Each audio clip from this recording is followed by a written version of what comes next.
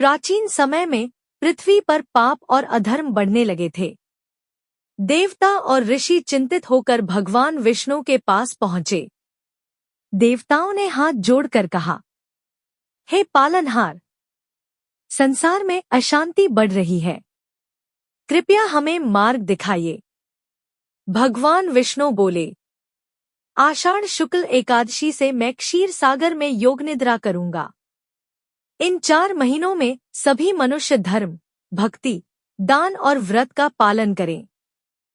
इसके बाद भगवान विष्णु शेषनाग की शैया पर क्षीर सागर में विश्राम करने लगे।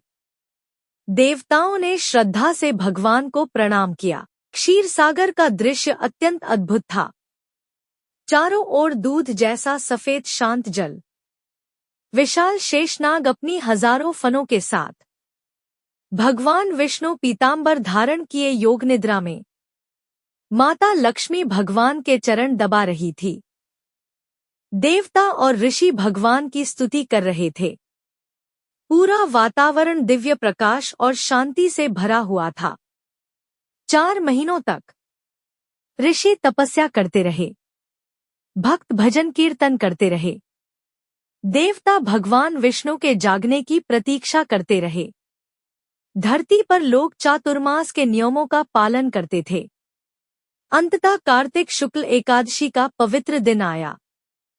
सुबह से ही मंदिरों और घरों में उत्सव का वातावरण था। महिलाएं रंगोली बना रही थी, दीपक जला रही थी और भगवान विष्णु के स्वागत की तैयारी कर रही थी। भक्त गन्ने, सिंघाड़े, फल, मिठाई और तुलसी दल लेकर पूजा के लिए आए। रात्रि के समय भक्तों ने मिलकर भगवान विष्णु को जगाने का उत्सव मनाया।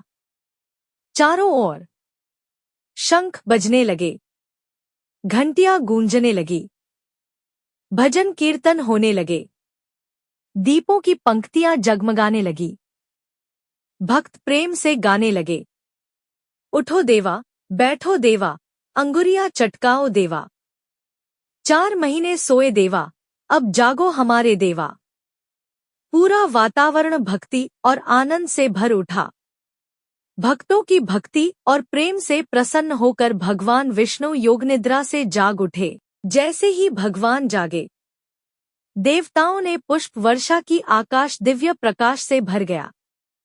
गंधर्व मधुर संगीत गाने लगे। ऋषियों ने वेद मंत्रों का उच्चारण किया।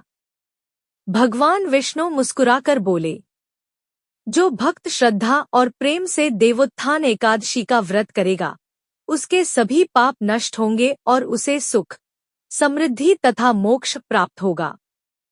देवउठनी एकादशी के दिन तुलसी विवाह का विशेष महत्व है। मान्यता है कि इस दिन तुलसी माता का विवाह भगवान विष्णु के शालिग्राम स्वरूप से कराया जाता है। भक्त तुलसी माता को दुल्हन की तरह सजाते हैं। लाल चुनरी, गहने, फूलों की माला, दीपक और रंगोली, फिर मंत्रों और भजन के साथ तुलसी विवाह संपन्न किया जाता है। प्राचीन समय में एक राजा था जो भगवान विष्णु का परम भक्त था। देवउठनी एकादशी के दिन उसने कठोर व्रत रखा और पूरी रात जागकर भगवान विष्णु का भजन किया।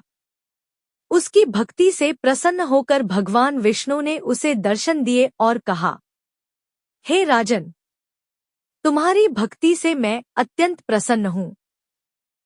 तुम्हारे राज्य में सदैव सुख और समृद्धि बनी रहेगी। कुछ समय बाद उस राजा को वैकुंठ धाम प्राप्त हुआ।